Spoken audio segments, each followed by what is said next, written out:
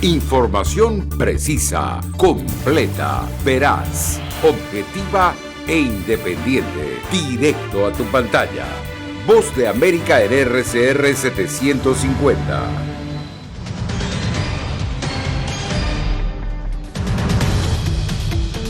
Entre pequeños empresarios, algunos hispanos, el presidente Joe Biden refuerza su plan de recuperación económica.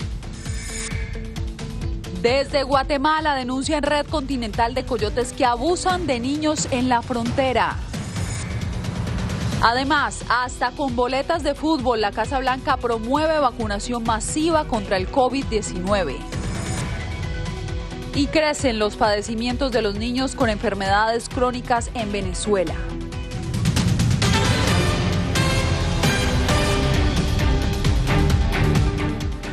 ¿Qué tal? Bienvenidos a esta emisión del Mundo al Día. Les saluda Yasmín López.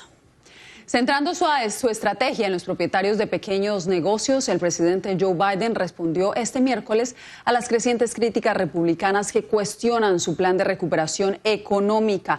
En vivo nos acompaña Jorge Agobián y le preguntamos cómo impacta este apoyo extra que le está ofreciendo la Casa Blanca a los pequeños empresarios de origen hispano. Jorge. ¿Qué tal, Yasmín? El presidente Biden resaltó su plan de $28,000 millones para ayudar a pequeños restaurantes en el país que han sido impactados por la crisis económica generada por la pandemia de coronavirus. Y para eso visitó un restaurante, uno de los beneficiados de este programa, un restaurante mexicano aquí en la capital de la nación, de donde salió el mandatario con tacos y enchiladas. Luego regresó a la Casa Blanca, desde donde emitió un discurso sobre el desarrollo de su plan de rescate económico de $1.9 billones, que incluye ese dinero para los restaurantes. Esto fue lo que dijo. En este momento parece que podremos brindar ayuda a aproximadamente 100,000 restaurantes y a otras empresas elegibles. Cuando aprobamos el plan de rescate estadounidense, algunas personas dijeron que no era necesario, pero esto demuestra que estaban equivocados, que es muy necesario. Y nos aseguraremos de que la ayuda se distribuya equitativamente. También reservamos fondos para los restaurantes, bares, camiones de comida más pequeños y muchos restaurantes familiares que no han recibido ayuda hasta la fecha y que la necesitan.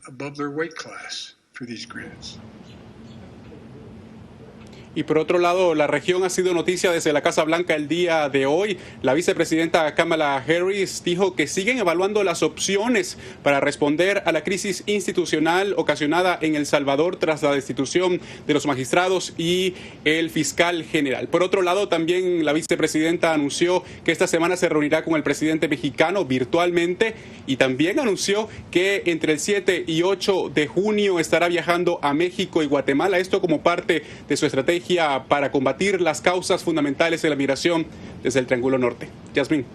Jorge, muchas gracias por tu reporte. El gobierno de Estados Unidos se pronunció este miércoles ante la creciente ola de disturbios en Colombia y los señalamientos de presunto abuso de la fuerza pública por parte de los uniformados. Organismos de derechos humanos piden que se investiguen los hechos mientras el gobierno toma medidas para devolver la tranquilidad a las calles del país. Diva Lizeth Cash ha seguido el desarrollo de este tema en el ámbito internacional. Diva, ¿qué se ha presentado? ¿Qué ha dicho desde la Casa Blanca el primer mandatario?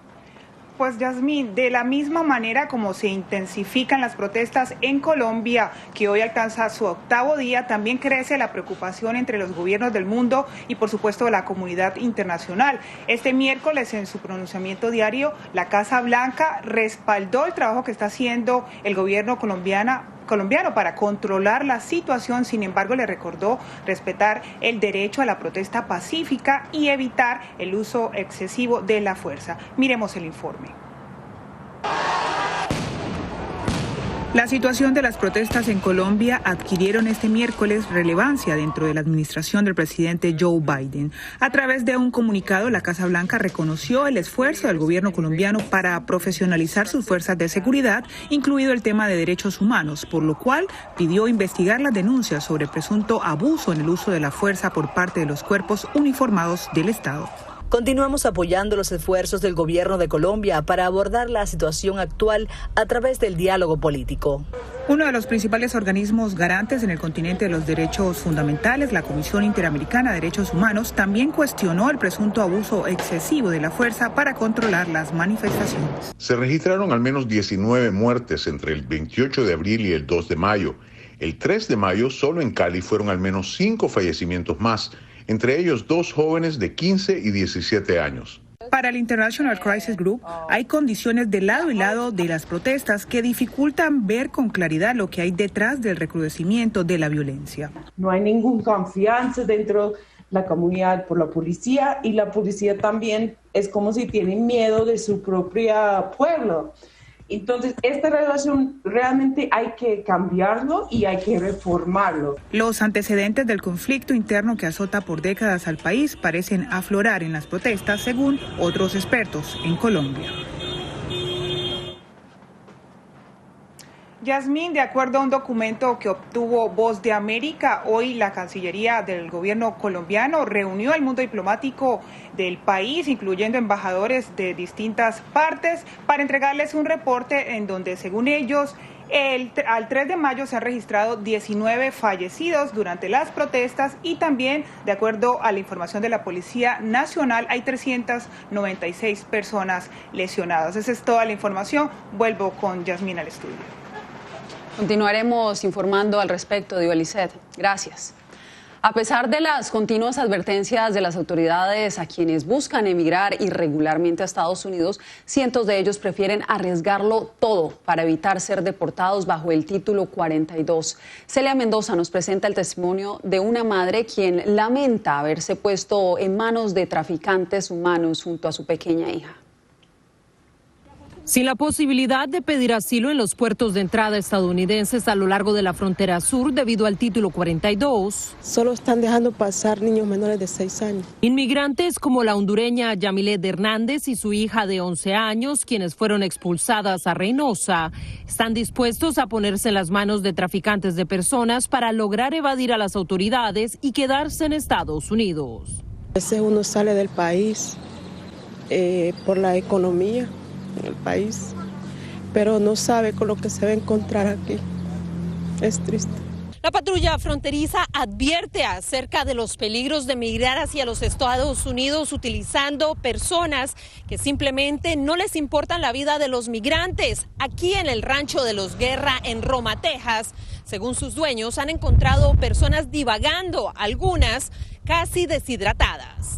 Las personas tienen que entender que aún seguimos nuestra postura operativa, seguimos haciendo nuestro trabajo y si tú cruzas va a haber una consecuencia. Entonces, qué mejor que educarte y no tomar ese riesgo, qué mejor que educarte y no ponerte en una posición donde a lo mejor seas castigado. Una advertencia que Yamilet hubiera querido escuchar antes de embarcarse en tan peligrosa travesía, explicó a La Voz de América. Si yo hubiese sabido lo que me iba a pasar, no me hubiera venido. Celia Mendoza, Voz de América, Roma, Texas. Y a propósito, desde Guatemala, organizaciones protectoras de niños denunciaron la existencia de una red continental de coyotes que abusa de los menores en la frontera sur de Estados Unidos. ¿De qué forma? Nos cuenta Ligia Toledo. De enero a marzo, la patrulla fronteriza de Estados Unidos localizó a 18.663 menores no acompañados en la frontera sur del país. Representantes de grupos de protección migratoria y laboral, como Fidelina Mena del Centro de Derechos Laborales de Costa Rica, denunció que existen casos en donde los tratantes ofrecen entrada directa a Estados Unidos a través del alquiler de niños. Según sus palabras, los interesados deben pagar entre $700 y $1,000. De Panamá a Costa Rica, a Nicaragua, hay una red de coyotaje, usan a los menores de edad para cruzar las fronteras y unirse con los demás grupos que están acá. El director del Observatorio de los Derechos de la Niñez en Guatemala también aseguró que los menores alquilados son utilizados como mercancía. Además del tráfico humano, pueden ser sujetos de trata de personas bajo la modalidad de explotación laboral o de explotación sexual. La Secretaría contra la Violencia Sexual, Explotación y Trata de Personas de Guatemala ha venido trabajando junto a gobiernos locales para prevenir que los menores caigan en redes criminales. Desarrollamos algunas acciones informativas que permiten que en algún momento estas personas que se encuentran en tránsito puedan tener información en relación a los riesgos y cómo prevenir ser víctima de violencia sexual, explotación y trata de personas. Pero ante la magnitud de la situación son conscientes de que queda mucho por hacer para exterminar el abuso de los menores. Ligia Toledo, Voz de América, Guatemala. Las raíces de la problemática migratoria son profundas y no solo retan a las agencias humanitarias y a los gobiernos. Por eso un grupo de académicos se refirió a los retos que existen para hallar soluciones a la compleja crisis. Alonso Castillo tiene los detalles. La violencia, la depredación liderada por pandillas, la discriminación y la creciente corrupción que sumerge a las instituciones de la región se conjuga con el efecto devastador que tendrá la pandemia en Centroamérica, dijo José Miguel Cruz, director de investigación en la Universidad Internacional de la Florida. Oleadas de inmigrantes, especialmente niños, entre alambres y cielos divididos entre México y Estados Unidos. La vulnerabilidad económica y social de esta población es tan alta que una vez que conocen que los mecanismos básicos de protección que debe establecer el Estado fallan, la única opción que encuentran es irse de sus países de inmediato. El Centro de Género y Estudios de Refugiados de la Universidad de California, liderado por Blaine Bucky, brinda, según dijo, apoyo a los derechos humanos de los refugiados mediante la promoción de políticas estratégicas de litigio, capacitación y tutoría de abogados. Los estándares legales para el asilo y quien califica para protección en este país son increíblemente complicados. Los requisitos probatorios para los solicitantes de asilo se han incrementado literalmente año tras año. Según la profesora Ann Richard, la administración Biden ha tomado pasos para incentivar un enfoque nacional e internacional y mirar a ambos lados de la frontera y entender por qué están escapando. Vemos que la administración de Biden ha tomado algunas acciones positivas en tener un acercamiento muy serio a este tema y contar con profesionales en la Casa Blanca y las agencias para lidiar con estos problemas. Alonso Castillo, Voz de América, Miami.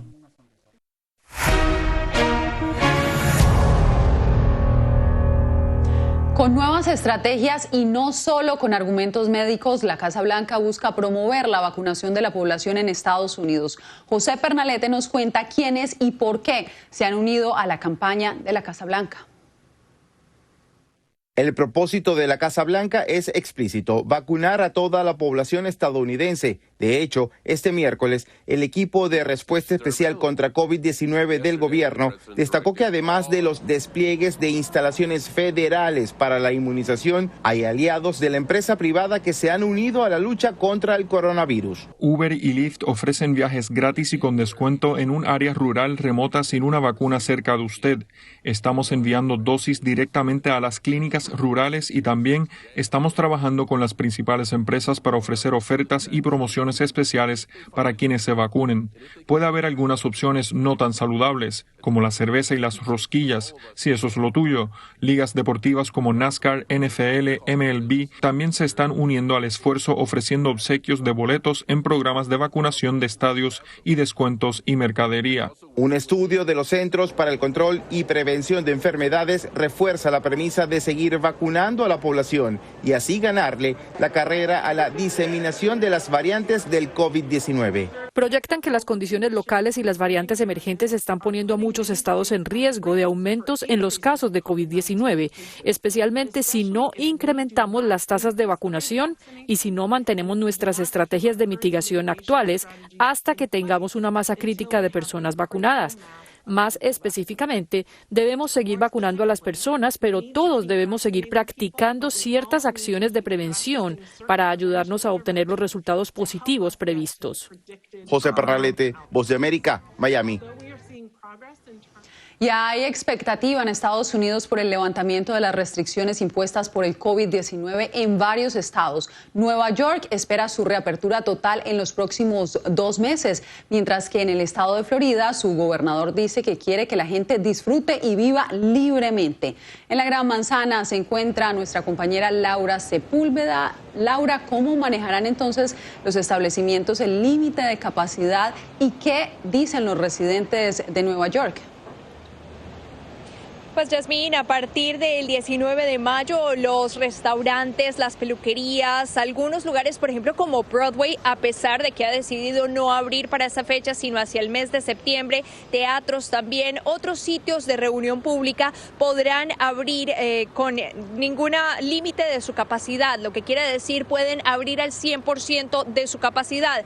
Va a haber una restricción para esos sitios que están abiertos al aire libre, como los estadios, y por esta razón las personas podrán estar allí hasta llegar a un 33%. Este es un poco lo que preparamos de esa nota de reapertura que cada vez se acerca más. La reapertura no es un interruptor de luz.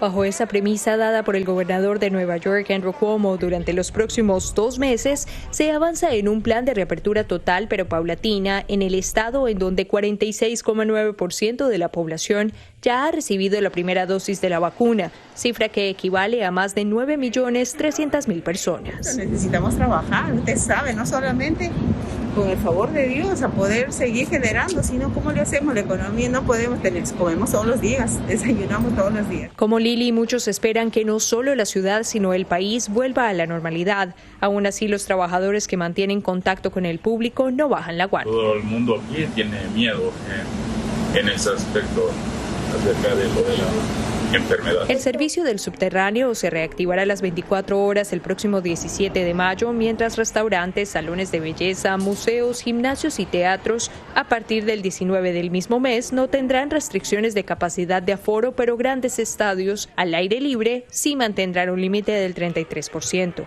La Florida, mientras tanto, da pasos más rápidos. El promedio de nuevos casos en el estado cayó en más del 13% a lo largo de la última semana y las restricciones locales han sido eliminadas por el gobernador, quien al anunciar la decisión la atribuyó a que ya no se encuentran en estado de emergencia. Otras medidas de protección podrían aplicar en negocios privados o edificios federales que aún no actualizan sus protocolos. Y entre los locales, una de esas medidas que celebra es precisamente la reapertura del subterráneo. Esto da cuenta de que hay varias personas que utilizan este servicio durante las horas de la madrugada para llegar muy temprano a su trabajo. Y por supuesto también el anuncio que se ha hecho durante las últimas horas de que en esos lugares como estadios se iniciará la vacunación para los asistentes. Pues son muy buenas noticias para los estadounidenses, Laura. Muchas gracias. Este miércoles, Facebook reiteró su decisión de suspender la cuenta del expresidente Donald Trump. La Junta de Supervisión Independiente, que fue contratada por el medio social, concluyó que 2 de los mensajes publicados por el expresidente Trump el 6 de enero durante el intento de la toma al Capitolio violaron gravemente los estándares comunitarios de la plataforma social. La comisión evaluará en 6 meses si suspende o no permanentemente la cuenta del exmandatario. En respuesta, Trump lanzó su propio portal web.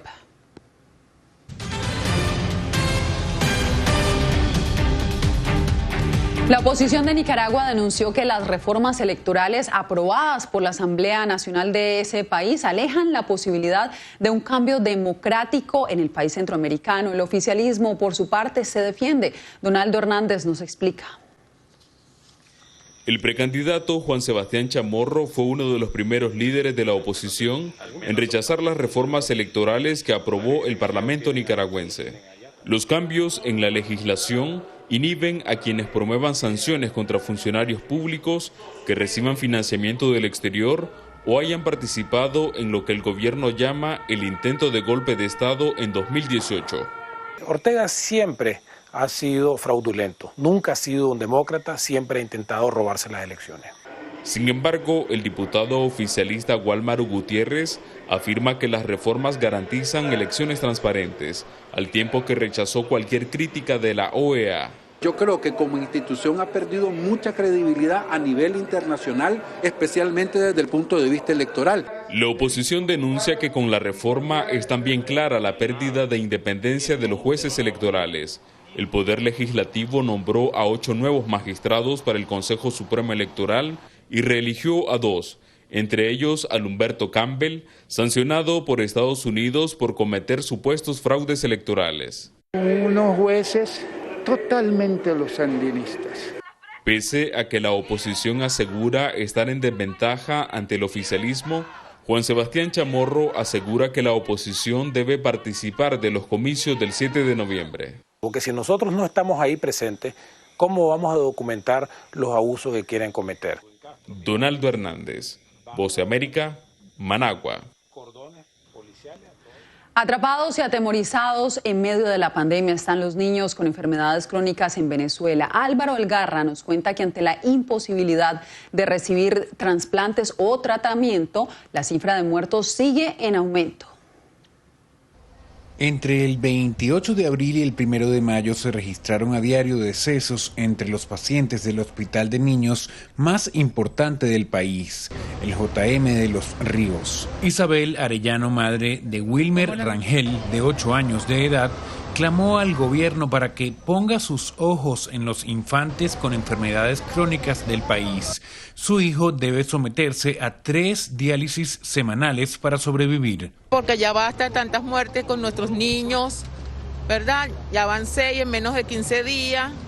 Nuestros pacientes quieren seguir viviendo, necesitamos trasplante. En una situación similar se encuentra Virginia López, la madre de una niña de 6 años diagnosticada con cáncer. Le contó a La Voz de América que debido a la crisis se han ido muchos especialistas del centro de salud. No hay médico, no hay neurólogo, no hay nada. Nosotros necesitamos que nos ayuden, nosotros las mamás. La directora de la ONG Prepara Familia, Catherine Martínez, aseguró que las pésimas condiciones en las que permanecen los infantes agravan sus casos. Yo quiero recordarle a la comunidad internacional, inclusive a la nuestra, que estos niños tienen medidas cautelares otorgadas por la Comisión Interamericana de Derechos Humanos. Y nosotros todo esto que está ocurriendo lo estamos documentando debidamente. El gobierno nacional, a través del ministro para la Salud, asegura que se está brindando la atención y respuesta a los niños y atribuye esa atención al presidente Nicolás Maduro. Álvaro Algarra, Voz de América, Caracas.